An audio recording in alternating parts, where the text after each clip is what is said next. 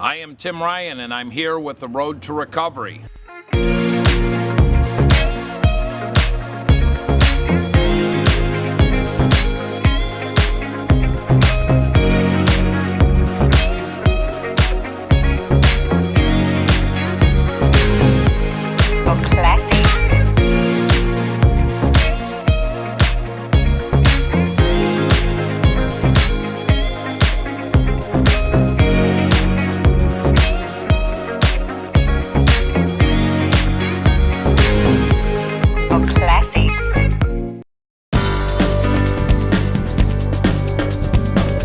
My wife divorced me in prison, lost her home in foreclosure. My oldest son was in active addiction, and I did 13 and a half months, and when I got out for the first time in my life, I was 13 and a half months clean and sober. And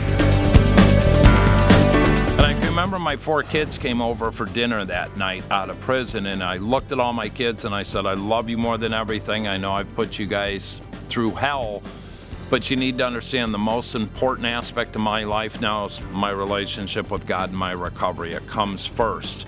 And a couple of my kids were really mad, and they're like, well, hold on, you lost a house, you went to prison. But I said, look, without recovery, I can't be a father. I can't do the things I need to do. I got another sponsor, and for 2.5 years, I never missed a meeting. And then on my 21-month sobriety date, my 20-year-old son, Nicholas, succumbed to a accidental drug overdose. You know, I can remember running into the ER and saying, Tim Ryan and Shannon Ryan here to see our son, Nick. And when that chaplain walked out, I knew Nick was dead. And I'll ask people, what was my next thought? And they'll say, you wanted to get high. No, my next thought was, I'll be at a meeting.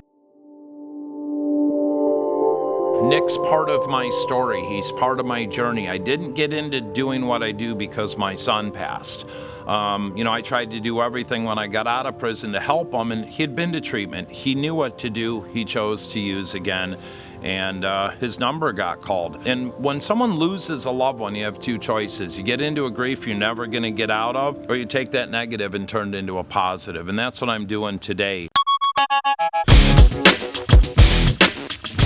I stumbled into a relationship out of prison and hooked up with a lady, and it was a tumultuous relationship out of the gate, and literally I'm ready to break up with her, and she tells me she's pregnant.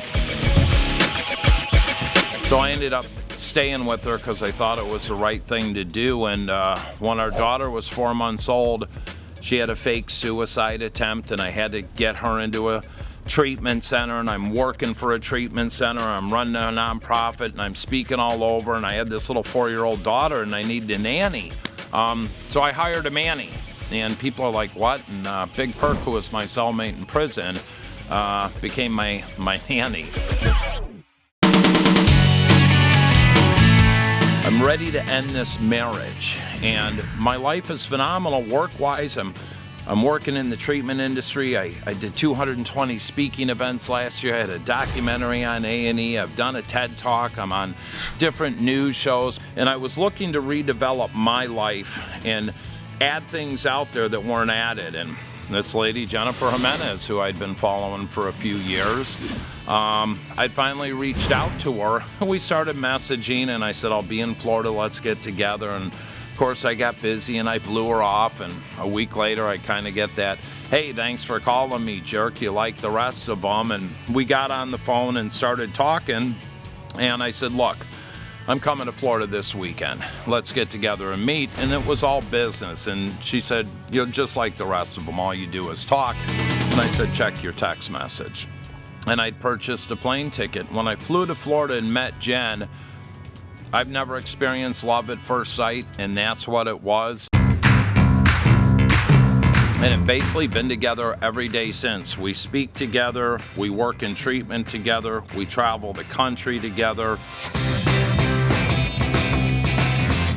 But I can tell you, a little over 7 years sober, I am finally, truly at peace in my life and happy because I live a life of recovery.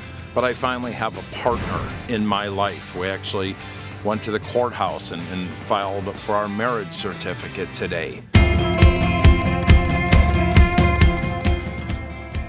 She gets to be a stepmother to my children, teaches me how to be a better person, how to be a better father, how to disconnect from toxic people, and how to put myself number one, because I was always putting other people before me, and has helped me own my recovery and take control of my life. And I'm blessed, but it's because I have a foundation for my recovery. My foundation used to be made out of straw and pebbles. Today it's reinforced steel, it's concrete, and my inner circle is very small. I do not let a lot of people into my personal life because I don't want to get hurt, and there's not a lot of people I trust. But this road to recovery is an absolute wonderful one. I couldn't imagine my life any other way.